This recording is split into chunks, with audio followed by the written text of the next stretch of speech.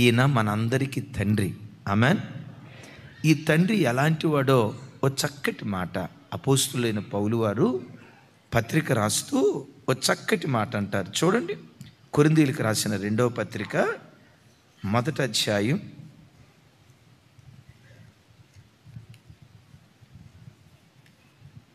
3వ వచనం.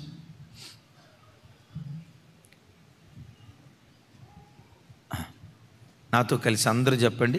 కనికరము చూపు తండ్రి, సమస్తమైన ఆదరణ అనుగ్రహించు దేవుడు, మన ప్రభు అయిన యేసుక్రీస్తు తండ్రినైన దేవుడు స్తుతించబడునుగాక. పౌలు వారు ఇక్కడ ఆ తండ్రిని ఏమని పిలుస్తాడంటే కనికరము చూపు తండ్రి అంటాడు. ఎలాంటి వాడట ఈ తండ్రి?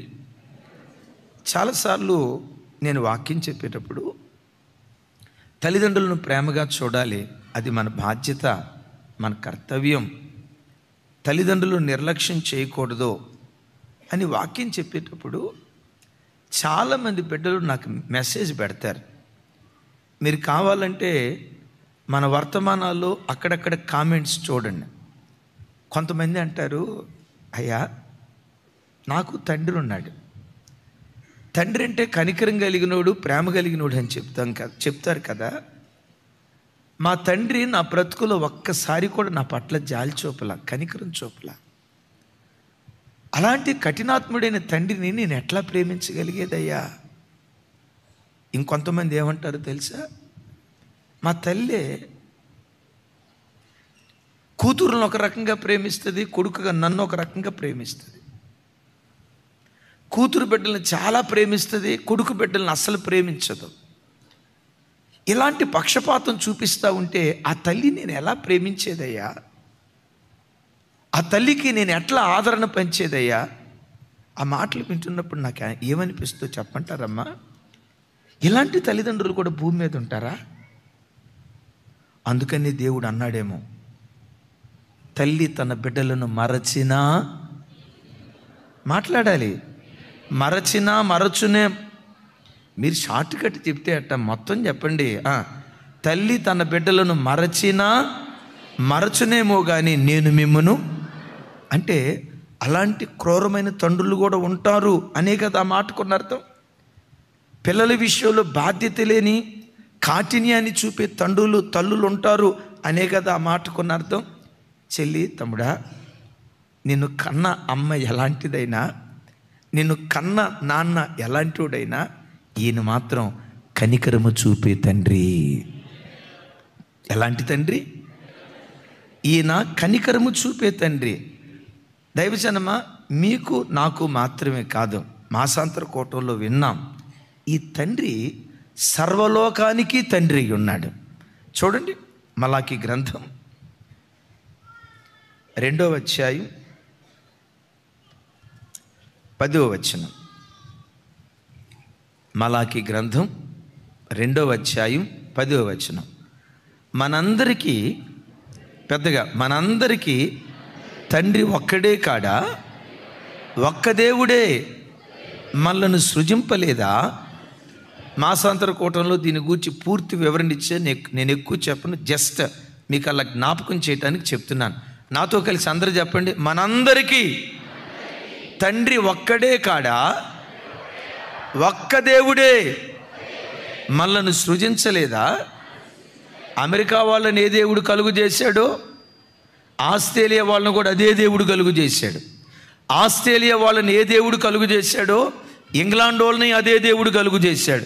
ఇంగ్లాండ్ వాళ్ళని ఏ దేవుడు కలుగు చేశాడో భరత గడ్డ మీద పుట్టి బ్రతుకుతున్న మనందరినీ అదే దేవుడు కలుగు చేశాడు.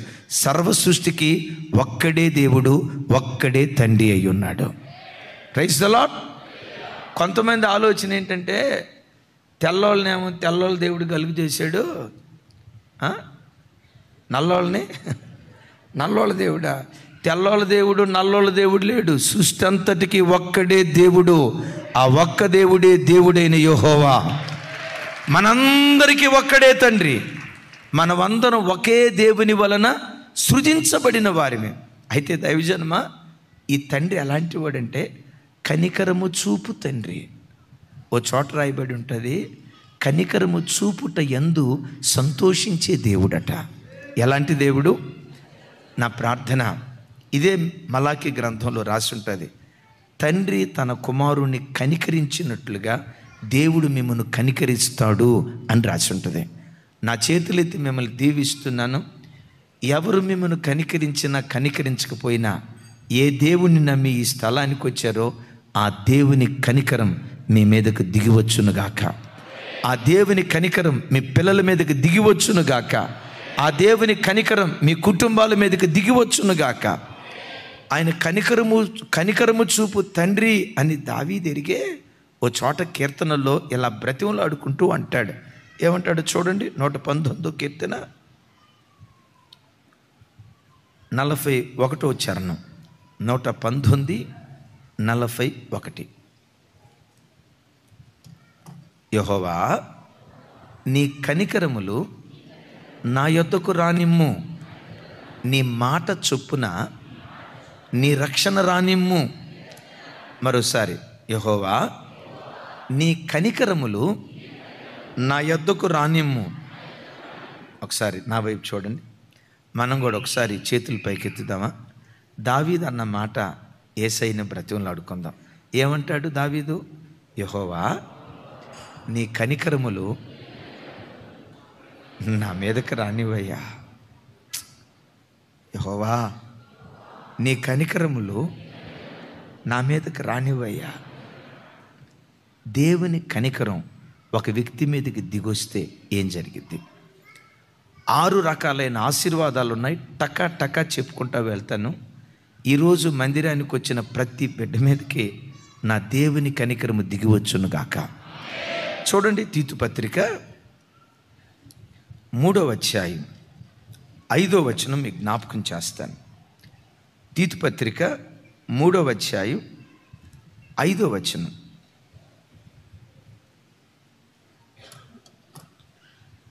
మనము నీతిని అనుసరించి చేసిన క్రియల మూలముగా కాక, ఇక్కడి నుంచి చెప్పాలి, తన కనికరము చొప్పుననే పునర్జన్మ సంబంధమైన స్నానము ద్వారాను పరిశుద్ధాత్మ మనకు నూతన స్వభావము కలుగుచేయుట ద్వారాను మనలను రక్షించెను.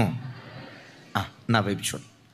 ఒక వ్యక్తి మీదకి దేవుని కనికరం దిగొస్తే ఆ వ్యక్తిలో నుండి నూతన స్వభావం బయలుదేరుతుంది.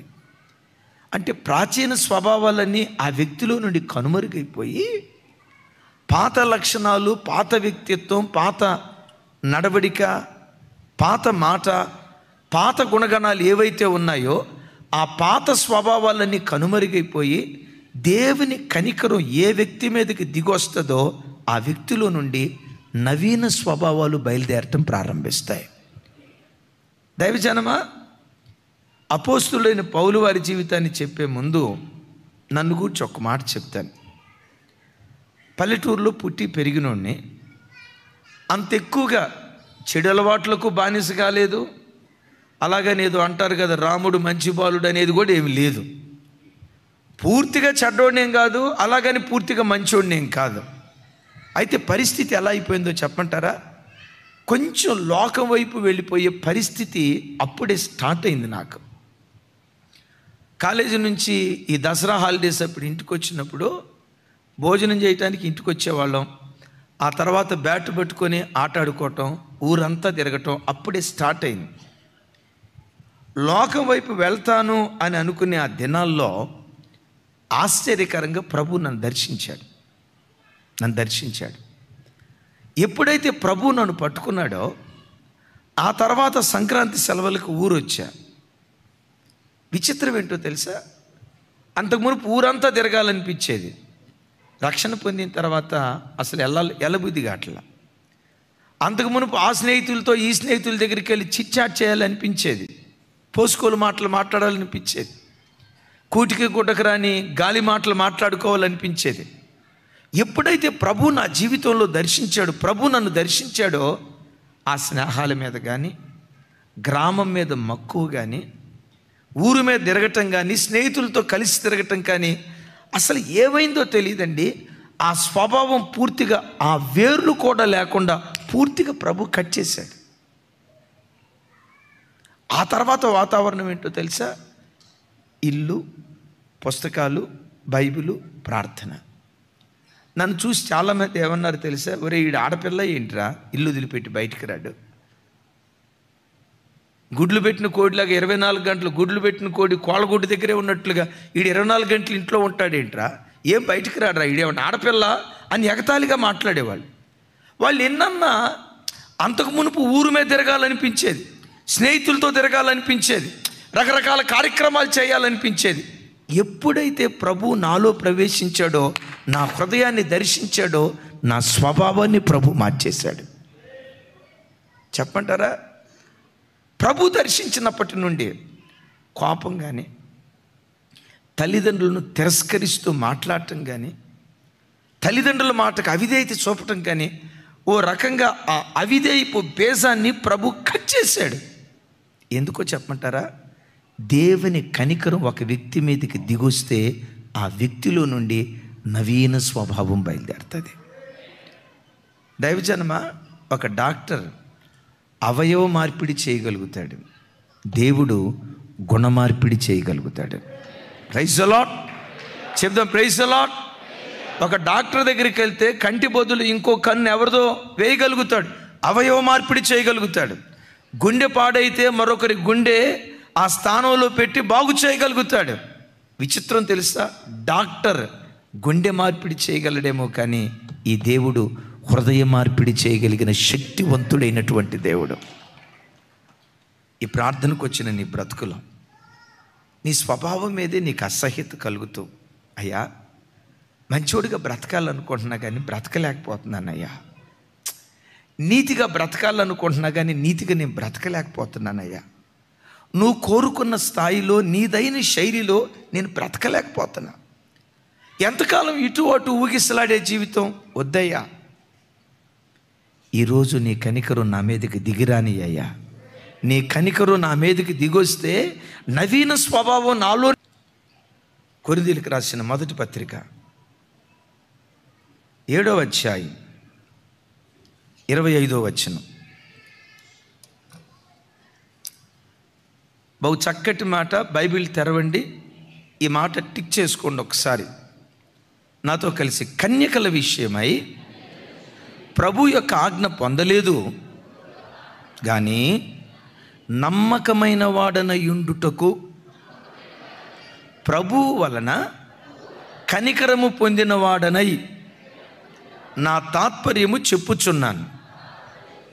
ప్రభు వలన ఏం పొందుకున్నాడట? చెప్పాలి, ఏం పొందుకున్నాడట? కనికరం పొందుకున్నాడట. ఆయన మీదకి దిగొచ్చి నా కనికరం పౌల్ని ఎలా మార్చిందట? ఏం తమ్ముడా సుమన్ అంత సీరియస్గా చూస్తున్నావు? తెలుగు మాటే కదా అది. గాబ్రియలనా? నమ్మకమైన వాడన యుండుటకు ప్రభు వలన నేను కనికరము పొందాను. అంటే కనికరం ఆయన మీదకి దిగొచ్చి ఆయన ఎలా మార్చింది? నమ్మకమైన వాడిగా మార్చింది. ఒకప్పుడు అపనమ్మకస్తుడు, దోషకుడు, హింసకుడు, హానికరుడు. దేవుని కనికరం ఎప్పుడైతే ఆయన మీదకి దిగొచ్చిందో ఈ దోషకుడు, అపనమ్మకస్తుడు నమ్మకమైన వాడిగా మారిపోయాడు. యవన బిడ్డలారా చూడండి, దేవుని కనికరం నీ మీదకి దిగొస్తే నమ్మకమైన కుమారుడిగా నీ తల్లిదండ్రుల దగ్గర నువ్వు బ్రతుకుతావు. దేవుని కనికరం దిగొస్తే నమ్మకమైన విశ్వాసులుగా మనం బ్రతకటానికి దేవుడు కృప చూపిస్తాడు. ప్రపంచంలో ఎక్కడైనా చూడండి, విశ్వాసఘాతకం, విశ్వాసఘాతకం, విశ్వాసఘాతకం. మనం ఎక్కువగా నమ్మి మోసపోయేది ఎవరి చేతిలో మనం మోసపోతామో తెలుసా? ఎక్కువగా ఎవరినైతే నమ్ముతామో వాళ్ళే మనల్ని మోసం చేస్తారు. ఓసారి మన సేవ ప్రారంభ దినాలు ఏం కాదు కానీ 2009 ఆ ప్రాంతంలో షాపూర్లో మన మందిరానికి వచ్చి ఒక ఇంటికి వెళ్ళాను. ఆ బిడ్డలకు ప్రార్థన చేసిన తర్వాత, అన్నయ్య మా ఇంటి పక్కన ఒక కొంచెం వాళ్ళ ఇంటికి వెళ్ళి ప్రార్థన చేద్దాం.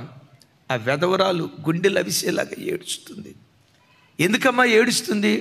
కొడుకు చేసిన విశ్వాస ఘాతకానికి చావాలో బ్రతకాలో అర్థం కాక గుండెలు అవిసేలాగా ఏడుస్తుంది. ఏం జరిగిందమ్మా? కొడుకేం విశ్వాసఘాత పనిచేశాడు.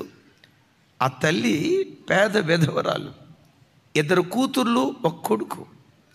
చిన్న వయసులో భర్తను కోల్పోయి మరొక వివాహం చేసుకోకుండా పిల్లలే నా ప్రపంచమని, పిల్లలే సర్వస్వమని ఆ తల్లి పిల్లల కొరకు సర్వస్వాన్ని దారిపోసింది. పెద్ద అమ్మాయికి వివాహం చేసింది. ఏం జరిగిందో తెలియదు, వాడు తాగుబోతాడట. మొత్తానికి ఆ అమ్మాయికి ఓ రకంగా డైవర్స్ అయిపోయినాయి. భర్త లేని స్థితిలో కూతురు, భర్తను కోల్పోయి విధవరాలుగా మారిపోయిన తల్లి. అయితే ఏమైందమ్మా, ఓ రోజు ఆ తల్లి కూతుర్లిద్దరూ ఆ కొడుకును కూర్చోబెట్టి, రే మేము చదువుకోలేకపోయాం, నువ్వు కష్టపడి చదువుకో. నువ్వు చదువుకుంటానంటే మా రక్తం అమ్మేయినా, మా ప్రాణం దారపోసైనా, ఒకవేళ ₹1,00,000 ఫీజు కట్టాలంటే తల్లి చెప్పిందట, నా కిడ్నీలో 1 కిడ్నీ అమ్మైనా నేను చదివిస్తారా, కష్టపడి చదువుకో అని. షాపూర్లో ఆ రోజుల్లో భాష్యం ఏదో ఉంది, మంచి స్కూల్లో జాయిన్ చేసి, వీడు స్కూల్కి వెళ్తున్నానని చెప్తాడు.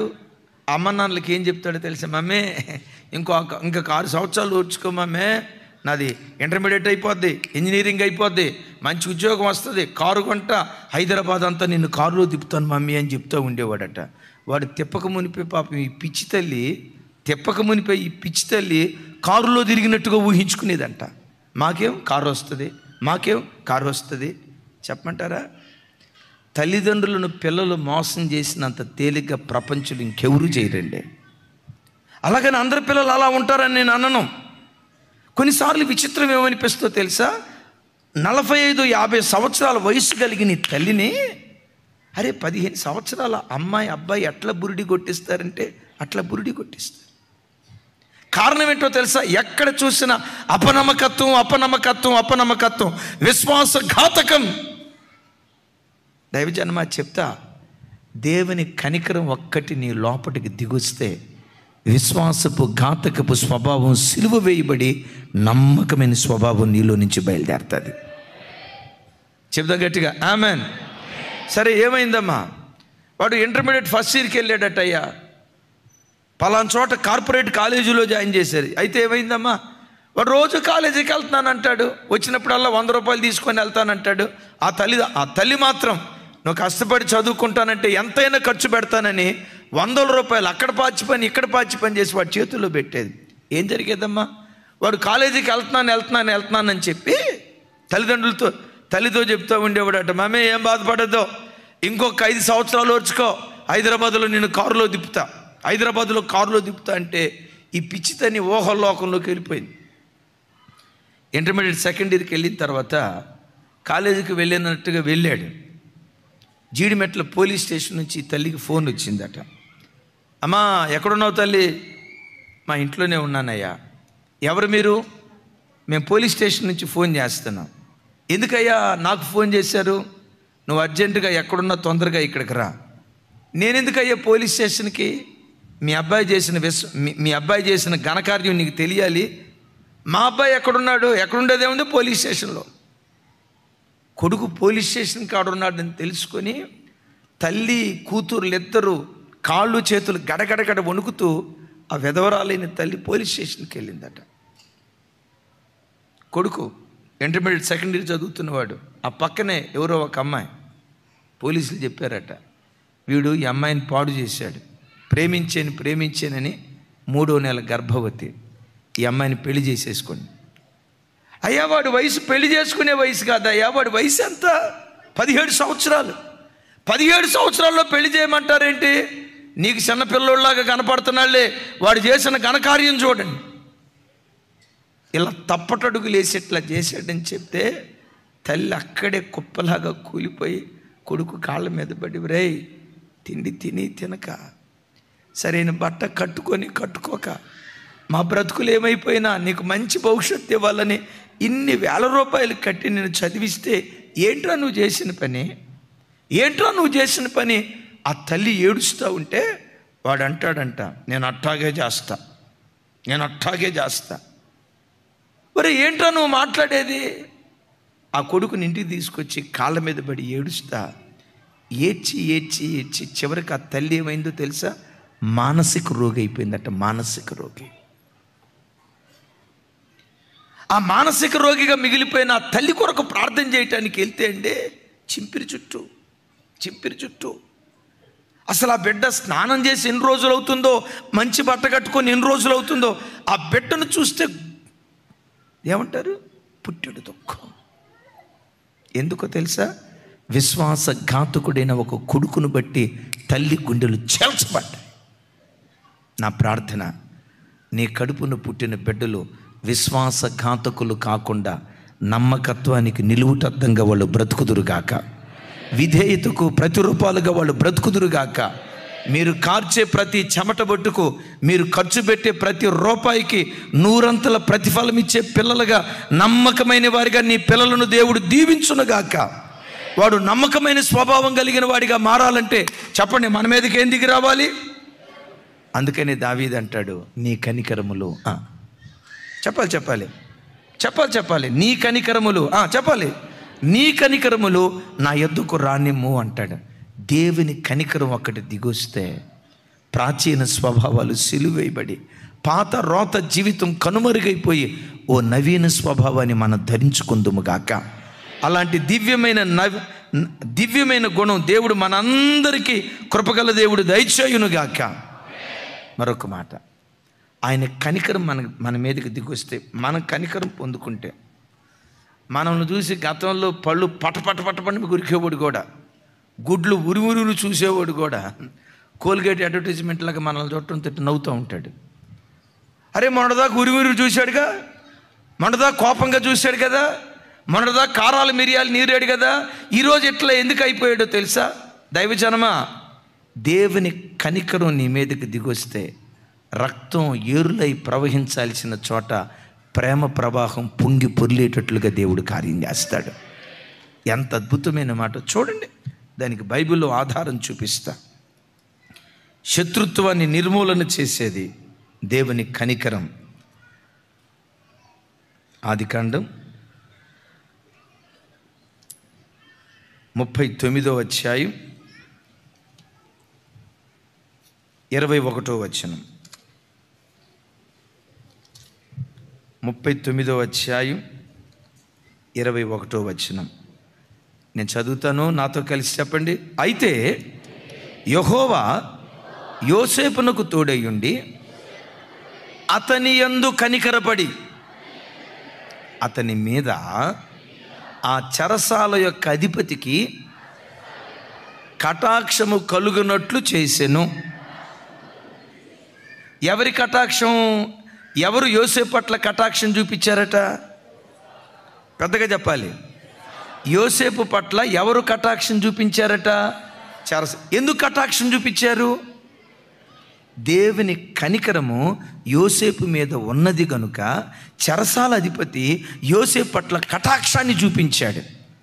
వాస్తవంగా చెరసాల అధిపతి ఒక ఖైదీ చెరసాల్లో పడితే కటాక్షం చూపిస్తాడా, కాఠిన్యం చూపిస్తాడా? చెప్పాలి.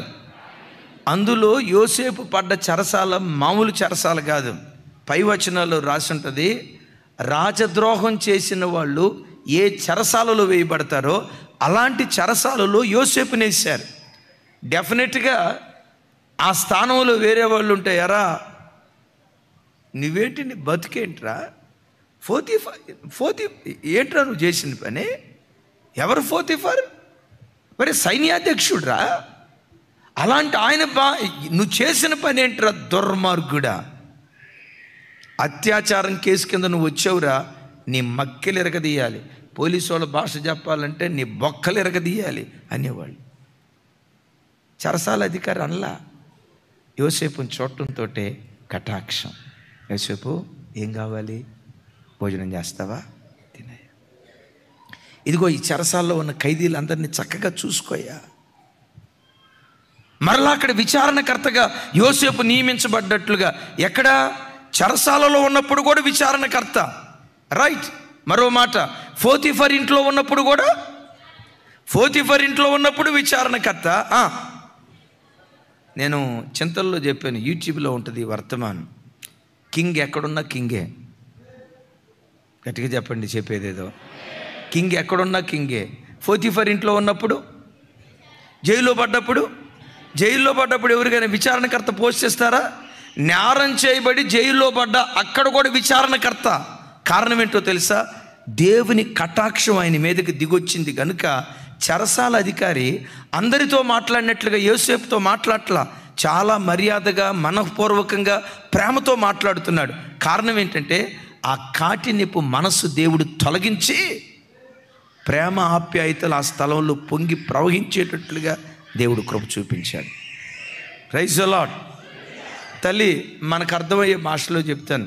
నీ ఇంట్లో ఒకవేళ నీ భర్తే, నువ్వు మంచిదానివి కానీ ఎందుకు నిన్ను చూసి గోంగూరలో పురుగులాగా నిన్ను చూస్తే చాలు పళ్ళు పటపటమని గొరుగుతో గుడ్లు ఉరివిరు చూస్తున్నారు అనుకోండి.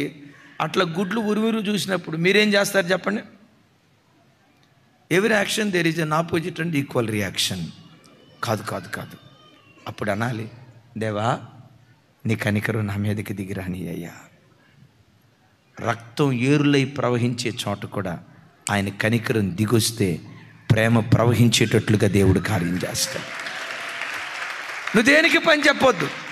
నీ ఉద్యోగ స్థలంలో అధికారి నిన్నే టార్గెట్గా పెట్టుకొని, నీ మీదే గురి పెట్టుకొని, లేనిపోయిన నిందలు నీ మీదేసి సూటిపోటి మాటలతో ఒకవేళ నీ అధికారి నిన్ను బాధిస్తూ ఉంటే నువ్వు తిరుగు మాట్లాడొద్దు.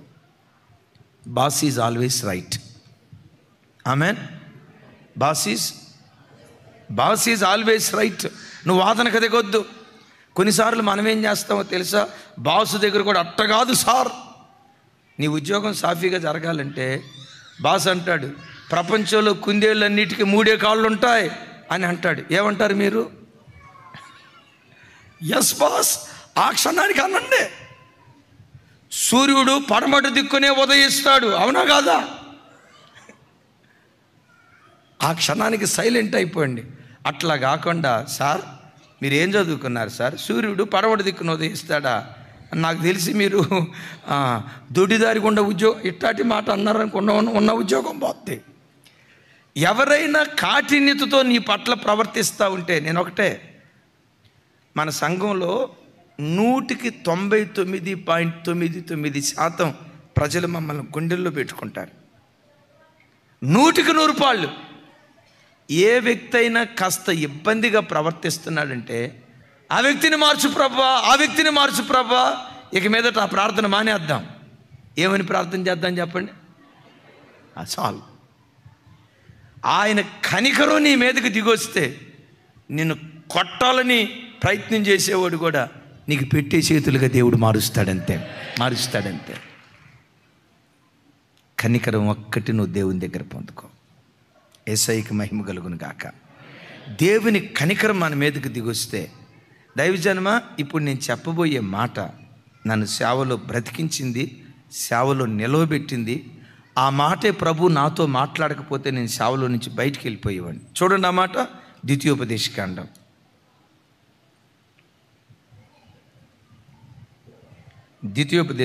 4వ అధ్యాయం 31వ వచనం.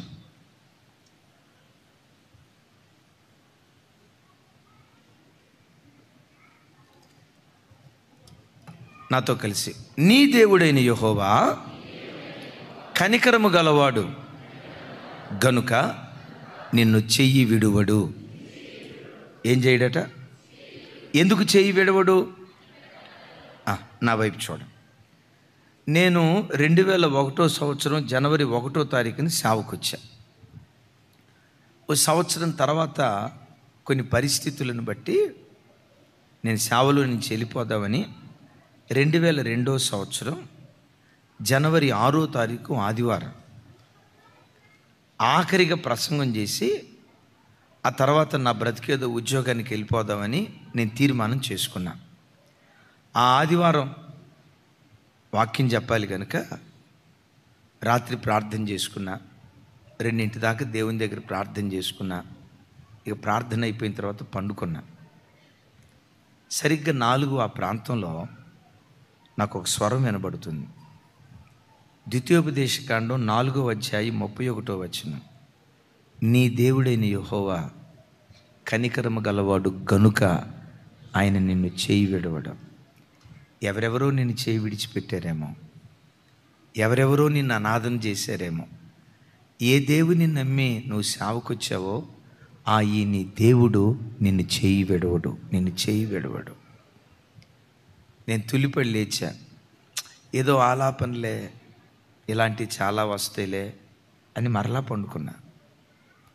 రిపీటెడ్గా ఎగైన్ అండ్ ఎగైన్ నేను అలా పండుకొని నిద్రపోవటం ఆలస్యం అండి. అలా నిద్రపట్టబోతుందండి, స్వరం వినబడుతుంది, నీ దేవుడైన యెహోవా కనికరము గలవాడు, ఆయన నిన్ను చేయడు. 2-3 సార్లు మాట్లాడేసరికి తుల్లిపడి లేచి, దేవా నాతో మాట్లాడేవు కదా, నన్ను చేయి విడవని నువ్వు మాట్లాడేవు కదా, చాలు ప్రభువా, నువ్వు చేయి పట్టుకున్నావు, నీవే నన్ను నడిపిస్తావు, నీవే నన్ను నిలవబెడతావు, నీ చిత్తానుసారమైన సాధనంగా నన్ను వాడుకుంటావు ప్రభు అని ఆ ఒక్క మాట పదే పదే దేవుడు నాతో మాట్లాడటాన్ని బట్టి సేవ వదిలిపెట్టి ఉద్యోగానికి వెళ్ళిపోదామన్న నన్ను ఈ మాట నన్ను బ్రతికించింది. ఇప్పుడు మిమ్మల్ని అడుగుతా, దేవుడు నా చేయి పట్టుకున్నాడా లేదా? ఎక్కడ కనపడింది మీకు? పట్టుకున్నాడా లేదా? పట్టుకున్నాడు అనే దానికి నిదర్శనం ఆ దయగల దేవుడు ఈరోజు వాడుకుంటున్న విధానమే దానికి కారణం. మీతో చెప్పమంటున్నాడు, నా దేవుడు మీతో చెప్పమంటున్నాడు. ఒకవేళ మీలో ఎవరైనా దేవుడు నన్ను విడిచిపెట్టాడండి, దేవుడు నన్ను మర్చిపోయాడండి, ఎందుకో దేవుడు నన్ను చిన్న చూపు చూస్తున్నట్టున్నాడండి, ఎంత ప్రార్థన చేసినా నాకు జవాబు రావట్లేదండి, ఎంత కన్నీళ్లు కార్చిన దేవుని దగ్గర నుంచి నేను ప్రతిఫలం పొందలేకపోతున్నానండి, ఉపవాసాల మీద ఉపవాసాలు ఉన్నా, జాగరణాల మీద జాగరణాలు ఉన్నా, రోదనల మీద రోదనలు చేశా, ఎంత ప్రసవేదపడి దేవుని సన్నిధిలో ప్రార్థన చేసినా ఎక్కడ వేసిన గొంగలు అన్నట్లుగా, ఎక్కడ వేసిన గొంగలి అక్కడే అన్నట్లుగా నా పరిస్థితి ఉందండి. ఎందుకో దేవుడు నన్ను చిన్న చూపు చూశాడు, ఎందుకో నా కుటుంబంలో నేనే కాస్త వెలివేయబడిన దానిలా కనపడుతున్నాను, నా తోబుట్టువుల మధ్యలో అన్నదమ్ముల మధ్యలో నేనే వెలివేయబడిన వాడిగా కనపడుతున్నట్లున్నాను, ఎందుకో దేవుడు నా పట్ల కనికరం చూపించట్లేదు అని ఒకవేళ అనుకొని దేవుడు విడిచిపెట్టాడు నిస్సహాయ స్థితిలో వస్తే, చెల్లి తమ్ముడా, పర్వతాలు తొలగిన మెట్టలు తొత్తరిల్లిన దేవుని కృప నిన్ను విడిచిపెట్టదు. కడవరకు నువ్వు చనిపోయే ఆఖరి క్షణం వరకు, పరలోకాన్ని చేరే ఆ రోజు వరకు నీ చేయి పట్టుకొని నా దేవుడు నిన్ను నడిపిస్తాడు. ఎందుకో తెలుసా? నీ మంచితనం నా మంచితనం కాదు. ఎందుకో తెలుసా? నీ ప్రార్థన నీ గొప్పతనం కాదు. నీ దేవుని నైజం ఎలాంటిదో తెలుసా? కనికరము చూపు తండ్రి, ఈ తండ్రి కనికరం చూపేవాడు గనుక కడవరకు చెయ్యి పట్టుకొని, నీ చెయ్యి పట్టుకొని నా దేవుడు నిన్ను నడిపించును గాక. ఎప్పటి వరకు? కొన్నిసార్లు మనం అంటాం, నేను అనుకున్నా ఈరోజు విశ్వాసాన్ని గురించి చెప్పొచ్చు, కానీ ఏలియాలో మరో ఏరియా ఉంది. పెద్దగా చెప్పాలి, ఏలియాలో మరో ఏలియా కాదు, ఏలియాలో మరో ఏలియాలో గొప్ప విశ్వాసం ఉంది, సింహం లాంటి గుండె ఉంది. అదే ఏలియాలో పిరికితనం కూడా ఉంది. అరే, కర్మేలు పర్వతం మీద 840 మంది బయలు ప్రవక్తలను దునుమాడినోడు యెజబెల్ అంటే ఎక్కడో ఒక దిన ప్రయాణం బదిరీ చెట్టు కింద కూర్చొని, నా పితరుల కంటే నేను గొప్పను కాదయ్యా, బదిరీ చెట్టు కింద పండుకున్నా, ఎక్కడి నుంచి ఎక్కడికే తీసుకొని వెళ్ళిపోవా, చావును కోరుకున్నాడు. అంటే ఎంత విశ్వాస వీరుడో అదే సమయంలో ఆయనలో అంత పిరికితనం కూడా ఉంది. ప్రతి వ్యక్తిలో కూడా ఏలియాలో మరో ఏరియా అన్నట్లు ఇర్మియాలో కూడా ఇంకో ఏరియా ఉంటుంది.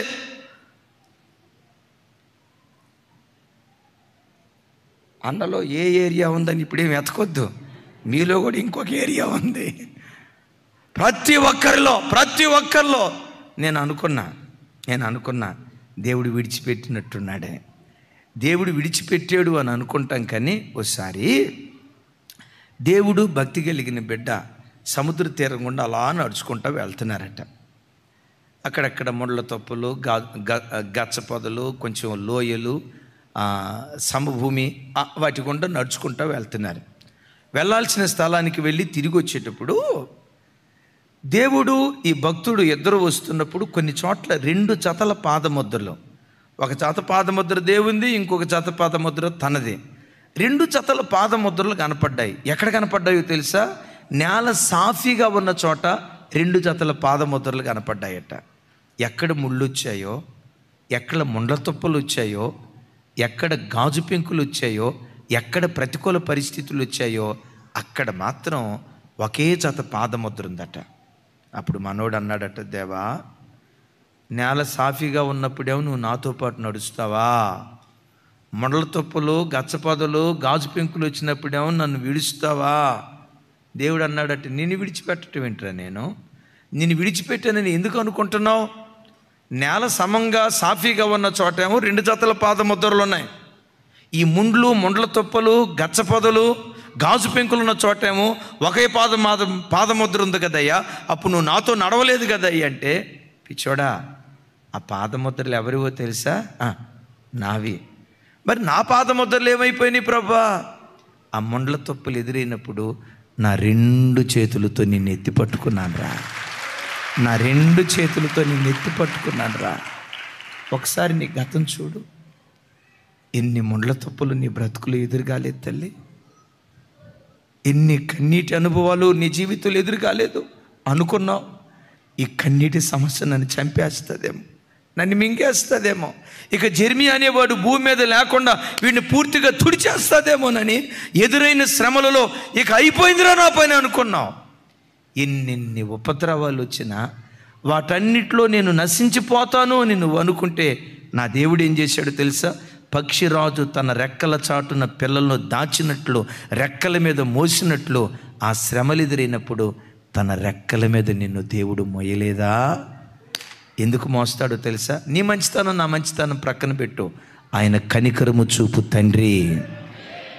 అందుకని ఇప్పుడు అందాం, దావీదు ఏమని ప్రార్థన చేశాడు? చెప్పాలి గట్టిగా. దావీదు ఏమని ప్రార్థన చేశాడు? పెద్దగా ఏమని ప్రార్థన చేశాడు? నీ కనికరములు నా యొద్దకు రానిమ్ము. యేసు నామం పేరిట దావీదు మీదకి దిగి వచ్చిన దేవుని కనికరం మన ఒక్కొక్కరి మీదకి దిగి వచ్చును గాక. మరి దేవుని కనికరం మన మీదకి దిగి రావాలంటే ఏం చేయాలి? ఆమేననాలా? సింపుల్. దయగల వారిపై ఆయన దయ చూపిస్తాడు, కనికరం కలిగిన వారిపై ఆయన కనికరాన్ని చూపిస్తాడు, జాలి గల వారిపై ఆయన జాలి చూపిస్తాడు. నువ్వు తప్పు చేసావు, దేవుడు నిన్ను కనికరించి చారదీశాడా లేదా? ఏమండి అందరూ ఒక్కళ్ళు సరిగా చెప్పట్లా? ఇక అందరూ పుట్టుకతోనే నీతిమంతులు అయినట్టున్నారు. వినండి, మీరు బాప్తిస్మం తీసుకున్న తర్వాత నేను అసలు ఎప్పుడు తొట్టలేదు అన్న వాళ్ళు చేతులు ఎత్తండి. ఒక్కళ్ళు. రాయకుమార్ అన్న త్రొట్టెలేరా? అయ్యయ్యో, త్రొట్టెలేరా? త్రొట్టెలు లేదు అంటే అంతకు మించిన అబద్ధం ఇంకోటి లేదు. మాటలోనో, ఆలోచనలోనో, చూపులోనో ఏదో ఒక విషయంలో త్రొట్టెలేం కదా. మనం త్రొట్టెలేమని దేవుడు చేదరించుకున్నాడా? అలాంటి స్థితిలో కూడా మనల్ని చారదీశాడా? భూమి మీద నీకు కూడా కొంతమంది కీడు చేసిన వాళ్ళు ఉంటారు. నీ ప్రభు నిన్ను ఎలా చారదీశాడో వాళ్ళను కూడా మనం చారదీసే వ్యక్తులుగా దేవుని సన్నిధిలో ఆయన మహిమ కొరకు బ్రతుకుదుముగాక. గట్టిగా చప్పట్లు కొడుతూ స్తోత్రాలు చెప్దాం. ఎప్పుడైతే నువ్వు కనికరం చూపిస్తావో ఎప్పుడు నీ హృదయం కనికరంతో నిండుకోవాలి. కనికరంతో నీ చుట్టూతో ఉన్న సమాజం పట్ల కనికరం చూపాలి. చిన్న మాట చెప్తా. మన పరిచర్య ప్రారంభించినప్పటి నుండి నేను చెప్పే నా మాటలకు నా ప్రభు సాక్షి. మాకొచ్చే కొంచెంలోనే పేద బిడ్డలకి, విధవరాండ్రకు, అనాథ బిడ్డలకి ఎంతమంది బిడ్డలకు సహాయం చేసామో నా ప్రభు దీనికి సాక్షి. డెఫినెట్గా ఉదయం ఫస్ట్ సెషన్ ఆ తల్లి విందే. ఆ తల్లి పేరు జయమ్మ, నెల్లూరు. రెగ్యులర్గా మన లైవ్ చూస్తుంది. ఆ తల్లి స్థితి నాకు తెలుసు. భర్తను పోగొట్టుకున్న బిడ్డ అని, తనకు ఒక కొడుకని నేను బాగా ఎరుగుదును. ఎందుకంటే రెగ్యులర్గా లైవ్ చూసేవాళ్ళు ఆ తల్లి ఫోన్ చేసేది, నేను ప్రార్థన చేసేవాడు. గత 2 నెలల క్రితమేమో ఆ బిడ్డ విజయవాడ వచ్చి కొన్ని ఫోటోలు నాకు పంపించింది. ఏంటి ఆ ఫోటోలు అని చూస్తే, అయ్యా విజయవాడ హాస్పిటల్లో ఉన్నాను, నా పరిస్థితి మీకు తెలుసు, నా బిడ్డ అనారోగ్యంతో ఉన్నాడు, వాడు ఆరోగ్యం కొరకు ప్రార్థన చేయండి అయ్యా, డాక్టర్ ఇంత ఖర్చు అవుతుంది అని చెప్పారు. ఈ రోజు వరకు ఆ బిడ్డ మొహం నేను చూడలేదు. ఈ రోజు వరకు ఆవిడ ఎట్టుంటుంది, ఆ తల్లి ఎట్టుంటుంది, కానీ ఒక తల్లి ఆ ప్రాంతంలో ఉందని మాత్రం నాకు తెలుసు. నెల్లూరులో ఉండే బిడ్డ విజయవాడ వచ్చిందని తెలియటంతో విజయవాడలో మన లైవ్ చూసి 2 పోలీస్ కానిస్టేబుల్ ఉన్నారు, రాజేష్, జాషు అని. తమ్ముడా, పలానా హాస్పిటల్లో పలానా అక్క ఉందట, వాళ్ళ బాబీ స్థితిలో ఉన్నాడట, ఒకసారి చూడండి. ఆ తల్లి పంపించిన ఫొటోస్ చూడటంతో నాకు చాలా బాధ అనిపించింది. ఇదిగో కొన్ని వేల రూపాయలు మీ గూగుల్ పే పంపిస్తున్నాను. ఆ తల్లి దగ్గరికి వెళ్ళి, ఆ తల్లి విధవరాలు, ఎవరు లేరు, ఈ డబ్బులు ఆ తల్లికి ఇచ్చిరా తమ్ముడు అని పంపిస్తే, వాళ్ళిద్దరు వెళ్ళి ఆ అబ్బాయిని చూసి ప్రార్థన చేసిన తర్వాత ఆ డబ్బులు ఇస్తూ ఉంటే ఆ తల్లి కాళ్ళు చేతులు వణుకుతున్నాయట. జెర్మియా గారిని ఏ రోజు నేను చూడలేదయ్యా, జ్యోతమ్మ గారిని ఏ రోజు చూడలేదయ్యా, ఫోన్లో మాట్లాడేం, వాక్యం వింటాం, ఎంతవరకే. నాలో ఏం చూసి అసలు నేను వాళ్ళకి ఏమవుతాను? నా స్వకీయులే కనీసం ఒక పైసా ఇవ్వటానికి కూడా అసలు ఏంటి? అప్పుడు ఆ తల్లి ఒక మాట అందట, మాలాంటి పేద విధవరాల పట్ల ఆ మినిస్ట్రీ దయ చూపేది గనుకే ఆ మినిస్ట్రీ పట్ల దేవుడు దయ చూపాడు. ఆ మినిస్ట్రీ పట్ల దేవుడు దయ చూపాడు. మీలో ఎంతమందికి దేవుని కనికరం కావాలి? చేతులు ఎత్తండి. ఇప్పుడు మీకు దేవుని కనికరం కావాలంటే ఏం చేయాలి? నేను అక్సానక్క పట్ల కనికరం చూపిస్తే, నా పట్ల ఇప్పుడు కనికరం చూపించేది అక్సానక్క కాదు,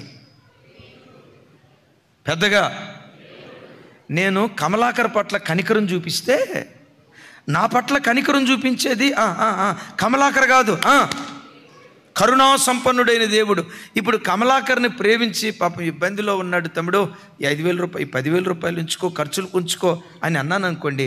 ఒకవేళ కమలాకర్ నాకు ఇవ్వాలి చూస్తే మరలా నా 5,000 రూపాయలు నాకు ఇస్తాడు, లేకపోతే 10,000 రూపాయలు ఇస్తాడు.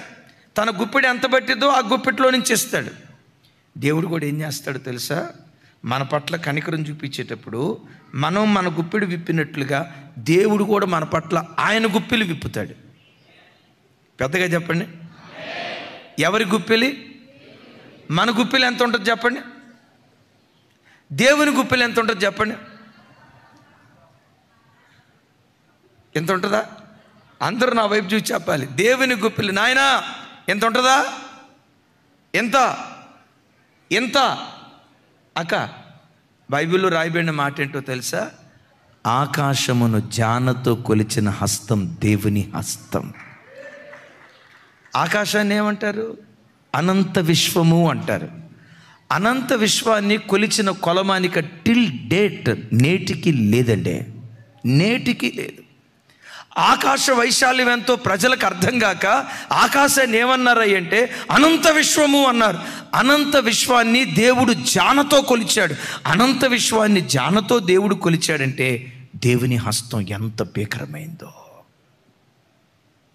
బైబిల్లో రాయబడి ఉంటుంది. సముద్ర జలాలను పుడిసిడితో కొలిచాడట. దేంతో? సముద్ర జలాలను. విచిత్రం ఏంటో తెలుసా? దోషుడితో నీళ్ళు ఇట్లా పట్టుకున్నారండి ప్రభు, అలా వేశారు, అరేబియా మహాసముద్రం అయిపోయింది. ఇంకో దోషుడితో నీళ్లు పట్టుకున్నారు, అక్కడేశారు, హిందూ మహాసముద్రం అయిపోయింది. ఇంకో దోషుడితో నీళ్లు పట్టుకున్నారు, అక్కడేశారు, బంగాళాఖాతం అయిపోయింది. ఇంకో దోషుడితో నీళ్లు పట్టుకున్నాడు, అక్కడేశారు. ఇంకేమన్నాయి చెప్పండి? పసిఫిక్ మహాసముద్రం చెప్పమంటారా? సముద్రంలో పట్టే నీళ్లు దేవుని దోషకులు వేస్తే ఆయన దోశలు ఇంకా ఖాళీగానే ఉంటుంది. ఏముంటుంది? ఏ వేస్తే సముద్రంలో ఎన్ని నీళ్ళు ఉంటాయి? మన గోదావరిలో ఉన్న నీళ్ళు అంతే కదమ్మా. కృష్ణానా, పెన్నానా, యమునానా, ఇలాంటి వందల యమునాలు గంగాలు కలిస్తే కానీ ఒక సముద్రం అవుతుంది. ఆ సముద్రపు నీళ్లు దేవుని దోసెట్లో చూడండి, దేవుని దోసెట్లో వేస్తే ఆయన దోసెలు ఇంకా ఖాళీగానే ఉంటుంది. ఒక మనిషికి నువ్వు గుప్పెలు విప్పితే నీ కొరకు దేవుడు గుప్పెలు విప్పటం ప్రారంభిస్తాడు. ఇప్పుడు ఆయన గుప్పెలు ఎంత ఉంది? ఇంకా చెప్పమంటారా? దేవుని ఎత్తు చెప్తా. ఎత్తు ఎంత చెప్పగలుగుతానంటే అరికాలు నుంచి మోకాలు వరకు ఎంత ఎత్తు ఉంటుందో ఆ కొలత చెప్తా. చెప్పంటారా? రైట్. బైబిల్ ఏమని రాసి ఉంటుందంటే, ఆకాశం ఆయన సింహాసనం, భూమి దేవుని పాదపీఠం. ఆకాశం ఏమై ఉంది? కొంచెం గట్టిగా చిన్నడా ఆ టేబుల్ ఎత్తుకురా. ఆకాశం ఏమై ఉంది? ఆకాశం దేవుని సింహాసనం, భూమి ఇది ఆకాశం అనుకోండి. ఇది ఆకాశం, ఇది పృథ్వీ, ఆకాశం అనుకోండి. ఒక్క నిమిషం, ఇది ఆకాశం అనుకోండి, ఇది భూమి అనుకోండి. దేవుడి ఇట్లా ఆకాశం మీద కూర్చుంటే, ఆకాశం మహాకాశంలో కూర్చుంటే దేవుని పాదం వచ్చి ఎక్కడ ఆగిందట? భూమి మీద ఆయన పాదం అని. ఆకాశం ఆయన సింహాసనం. ఇప్పుడు మిమ్మల్ని అడుగుతా, భూమి నుండి ఆకాశం మహాకాశాలకి ఎంత ఎత్తుంది?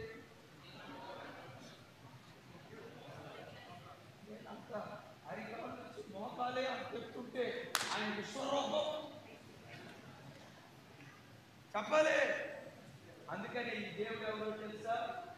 భూమి ఆకాశాలు పట్టగల మహాదేవుడు. అంటాడు, అయ్యా ఇది చాలా పెద్ద మందిరం అందరూ అంటున్నారు. దేవుడు నివసించడానికి మందిరం అంటున్నారు. బాబు, ఇది నీవు నివసించడానికి నేను కట్టలేదయ్యా. నీవు నివసించడానికి కట్టిన ఈ మందిరం ఏ పాటిది? నీవు నివసించడానికి నేను కడితే 150 అడుగులున్న మందిరంలో నువ్వు పట్టేవాడివా? లేదు 1000 అడుగుల మందిరంలో పట్టేవాడివా? నీవెవరివో తెలుసా? భూమి ఆకాశాలు పట్టజాలని మహాదేవుడు అంటాడు. నువ్వు చిన్న కనికరం చూపిస్తే తరతరాలకు సరిపడిన కనికరం దేవుడు మన పట్ల చూపించడం ప్రారంభించునుగా. దేవుడిని అడుగుదాం. ఏమడుగుదాం చెప్పండి?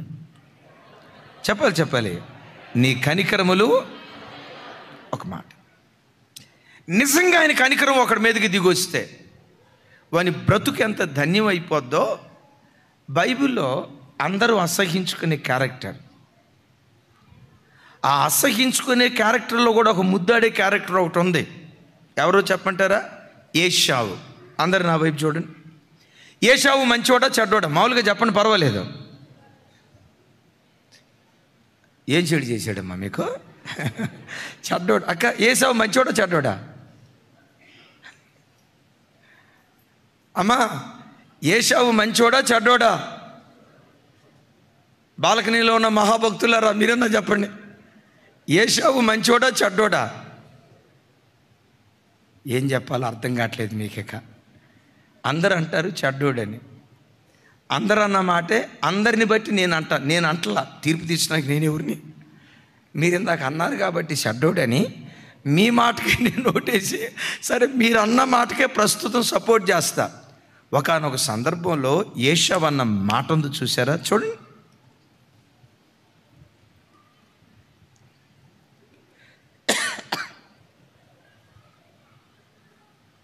ఆదికాండం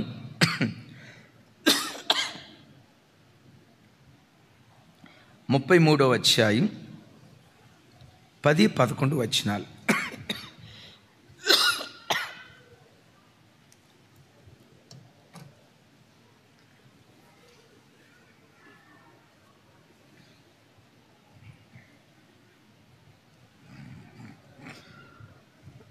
నాతో కలిసి.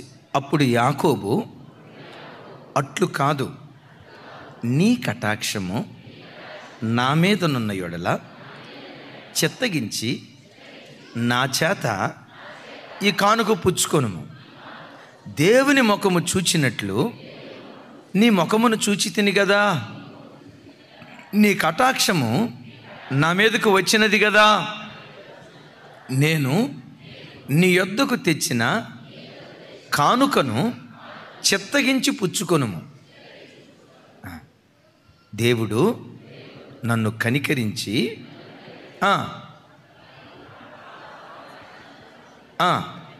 దేవుడు నన్ను కనికరించెను మరియు నాకు కావలసినంత ఉన్నదని చెప్పి అతనిని బలవంతము చేసాను కనుక అతడు దాన్ని బలవంతం చేసాడు కాబట్టి. అయితే యాకోబు ఇక్కడ ఒక మాట అంటాడు. ఏమంటాడు చెప్పండి? దేవుడు నన్ను కనికరించాను. నాకు ఎంత ఇచ్చాడు?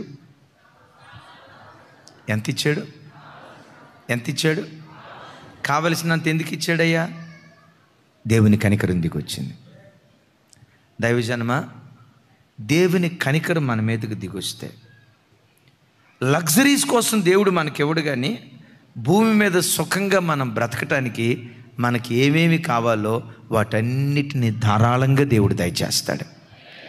ఎక్కడికి వెళ్ళి ఎవరి దగ్గరకు వెళ్ళి చేయి చాచి అడుక్కునే పరిస్థితి దయగల దేవుడు, దేవుని కనికరము మన యొద్దకు రానివ్వదాం.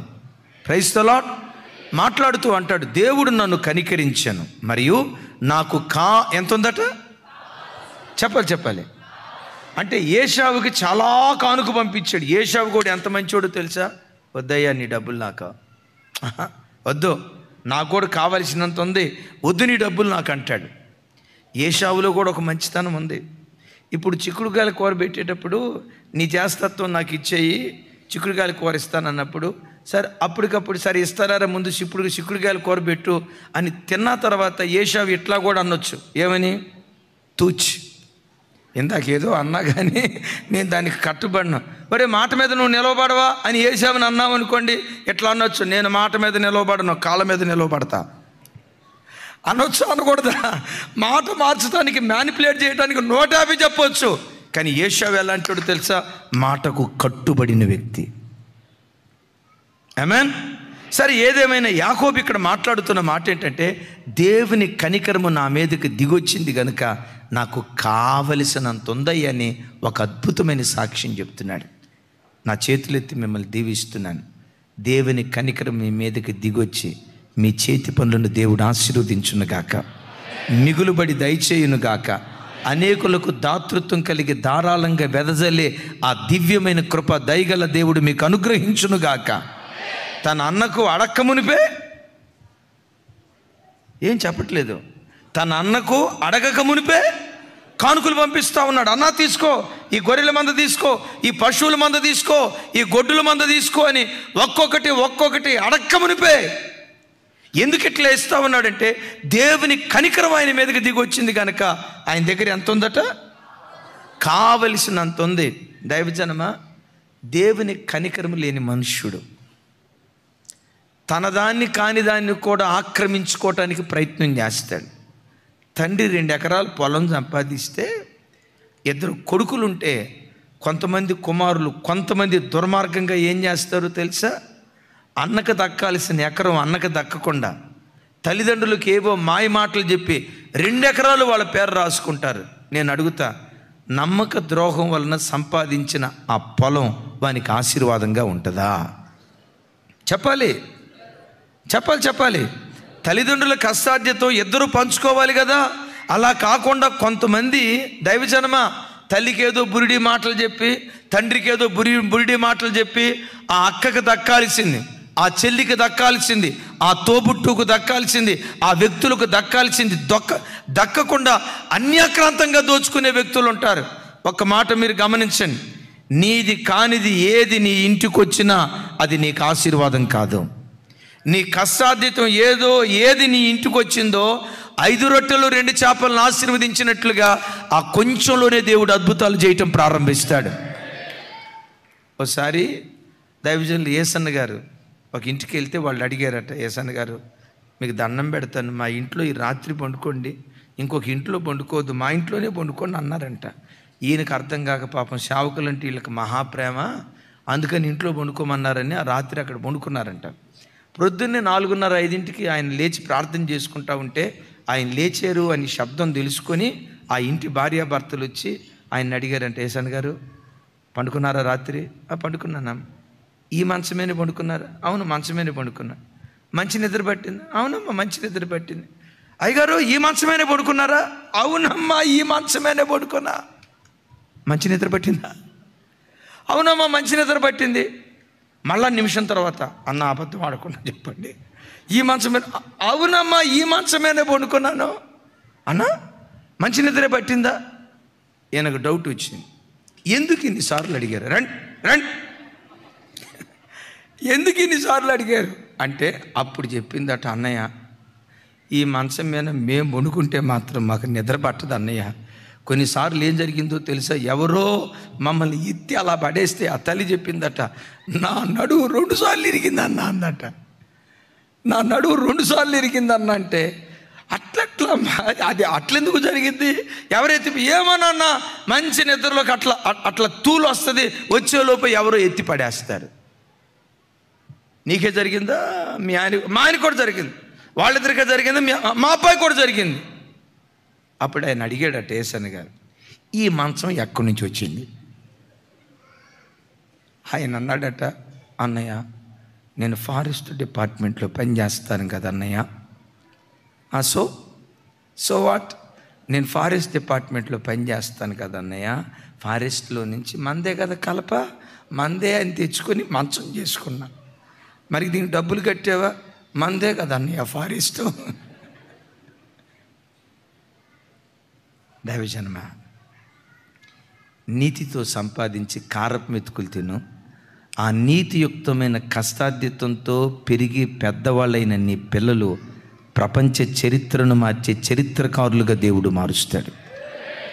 ఇవాళ కాకపోతే రేపు, రేపు కాకపోతే ఎల్లుండి, ఏ నాటికైనా ఆయన కనికరం మన మీదకి దిగొస్తే చాలినంత దేవుడు మనకు అనుగ్రహిస్తాడు. ఇస్తాడా ఇవ్వడా? చెప్పాలి, ఇస్తాడా ఇవ్వడా? ఎందుకు? ఈ దేవుడు మనకు చాలిన దేవుడు. వీటన్నిటికి మించి ఇప్పటి వరకు 5 విషయాలు చెప్పా. వీటన్నిటికి మించి దేవుని కనికరం ఒకటి మన మీదకి దిగొస్తే ఉగ్రతలో నుంచి తప్పించబడి పరలోక రాజ్యం చేరుకోవటానికి దేవుడు కృప చూపిస్తాడు. ఏమండి, ఎంతకాలం బ్రతుకుతాం చెప్పండి ఈ భూమి మీద? ఏ రోజు ఎప్పుడు ఎలా ఫట్ అంటామో ఎవరికీ తెలియదు. మొన్న ఎవరో చెప్తున్నారు, ఎవరో ఒక సినిమా యాక్టర్ అంటే నాకు అంత జ్ఞాపకం లేదు, వాళ్ళ కూతురు 38 years, 38 సంవత్సరాలు, హార్ట్ స్ట్రోక్. విచిత్రం ఏంటో తెలుసా? ఆ తల్లి డైటీషియన్ అంట, మళ్ళా డైటీషియన్, న్యూట్రిషన్ అంట. ఏది తినొచ్చు, ఏది తినకూడదు, ఇది తింటే ఎన్ని క్యాలరీలు, ఇది తాగితే ఎన్ని క్యాలరీలు, అంత పకడ్బందీగా న్యూట్రిషన్, డైటీషియన్. మీకు తెలుసా, మన భారతదేశంలో ఒక ఆయన అందరికంటే ఎక్కువ గుండె ఆపరేషన్లు చేశారు. గుండె ఆపరేషన్ చేసిన డాక్టర్ గారి గుండె జబ్బు వచ్చి చచ్చిపోయాడు. 50 సంవత్సరాలు దాటి కాదండి, 44, 45 సంవత్సరాలు. దైవజనమ, ఇది మనకు శాశ్వతం కాదు, ఇది మనకు శాశ్వతం కాదు. మనం ప్రతి క్షణం కోరుకోవాల్సిందే, ఉగ్రత దినం రాబోతుందయ్యా, మహావేండ్రంతో లోకం నాశనం కాబోతుందయ్యా, పంచభూతాలు మిక్కుటమైన వేండ్రంతో పతనం కాబోతున్నాయ్యా. నాకేమి ఇచ్చినా ఏమి ఇవ్వకపోయినా నువ్వు మధ్యాకాశానికి ప్రత్యక్షమైనప్పుడు పరలోక స్వాస్థ్యాన్ని స్వాధీనం చేసుకునే కృప నాకు దయచే ప్రభా. దేవుని కనికరం ఒక్కటి మన మీదకి దిగొస్తే దేవుడు దీన్ని జరిగించును గాక. 2 మాటలు చూపించి నేను ప్రార్థన చేస్తాను. ఎస్, అందరూ చూడండి, ఆదికాండం 19వ అధ్యాయం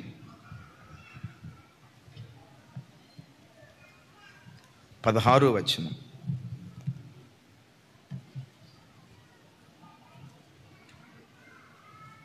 పంతొమ్మిదవ అధ్యాయం 16వ వచనం చూడండి.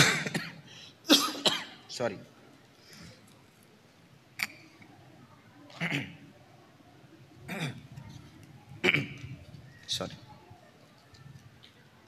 ఒకసారి చూడండి ఆ మాట, అది చదువుకుందాం. అతడు తడువు చేసెను, అప్పుడు అతని మీద యెహోవా కనికరపడుట వలన ఆ మనుషులు అతని చేతిని అతని భార్య చేతిని, అతని 2 కుమార్తెల చేతులను పట్టుకొని వెలుపలికి తీసుకొని వచ్చి ఆ ఊరి బయట నుంచిరి. ఎవరి జీవితంలో ఇది జరిగింది? మాట్లాడాలి. ఎవరి జీవితంలో ఏం జరిగింది? ఇది ఎవరి జీవితంలో జరిగిందంటే లోతు జీవితంలో జరిగింది. సొదొమ గొమొరాను అగ్ని గంధకాలతో దేవుడు కాల్చివేయబోతున్నాడు. కాల్చివేసే ముందు ఏం చేశాడు? దూతలను పంపి లోతు కుటుంబం మీదకి దేవుని కనికరం దిగి రావటాన్ని బట్టి ఆ ఉగ్రతలో వాళ్ళు చిక్కుకోకుండా దేవుడే వారి చేతులను పట్టుకొని, దేవదూతలే వాళ్ళ చేతులను పట్టుకొని ఏం చేశారట? బలవంతంగా వాళ్ళను బయటకు తీసుకొని వెళ్ళినట్లుగా లేఖనాల్లో చూస్తున్నాం. దైవజనమా, సొదొమ గొమొర మీద దేవుని అగ్ని ఎలా దిగొచ్చిందో, గంధకాల చేత ఎలా కాల్చబడిందో, దేవుని ఉగ్రత ఆ స్థలములో ఎలా దిగొచ్చిందో, రాబోయే దినాల్లో కూడా పంచభూతాలు మిక్కుటమైన వేండ్రంతో లయం కాబోతున్నాయి. ఆ మధ్య అమెరికాలో ఒక చోట భూమిలో నుంచి సెగలు, భూమిలో నుంచి పొగలు వస్తున్నాయి అంట. ఏమిట్రా ఈ పొగలను చూస్తే శాస్త్రవేత్తలు మొత్తం పరిశీలించి ఏమని చెప్పారో తెలుసా? భూమి అగ్ని కొరకు దాచబడి ఉంది అని బైబిల్లో రాసి ఉంది కదా. పంచభూతాలు అగ్ని చేత కాల్చబడతాయని రాసి ఉంది కదా. కొంచెం బైబిల్ ఎరిగిన పండితులు ఏం చెప్పారో తెలుసా? యేసు ప్రభు రాకడ బహు త్వరలో జరగబోతూ ఉంది. రాజ్యాల మీదకి రాజ్యాలు, దేశాల్లో ఏ దేశంలో చూసిన అలజడి, ఎక్కడ చూసిన భయంకరమైన వాతావరణం, భయంకరమైన పోరాటం. ఈ యుద్ధాలు దేనికి సంకేతం చెప్పమంటారా? లోకానికి ఎక్కువ కాలం లేదు. ప్రభు త్వరగా రాబోతున్నాడు. ప్రభు త్వరగా రాబోతున్నాడు. ప్రభు త్వరగా రాబోతున్నాడు. ప్రభు త్వరగా రాబోతున్నాడు. మీరు నేను దేని కొరకు ఎదురు చూడాలో తెలుసా? ప్రభు వచ్చినప్పుడు ఉగ్రతకు నా కుటుంబం అప్పగించబడకుండా లోతు కుటుంబం తప్పించబడినట్లుగా నా కుటుంబం తప్పించబడాలయ్యా. రాహాబు కుటుంబం తప్పించబడినట్లుగా నా కుటుంబం తప్పించబడాలయ్యా.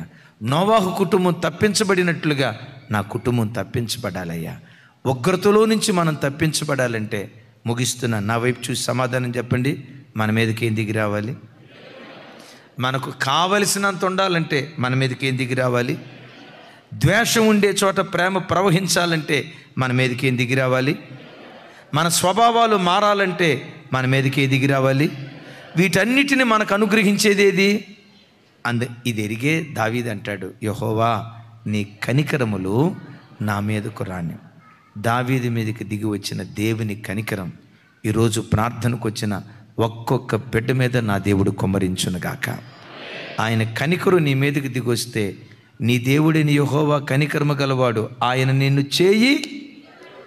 చివరికి నువ్వు చనిపోయిన తర్వాత కూడా నీ ఆత్మను విడిచిపెట్టకుండా లోతు కుటుంబాన్ని తీసుకొని వెళ్ళినట్లుగా దయగలిగిన దేవుడు మనలను తీసుకొని వెళ్ళునుగాక.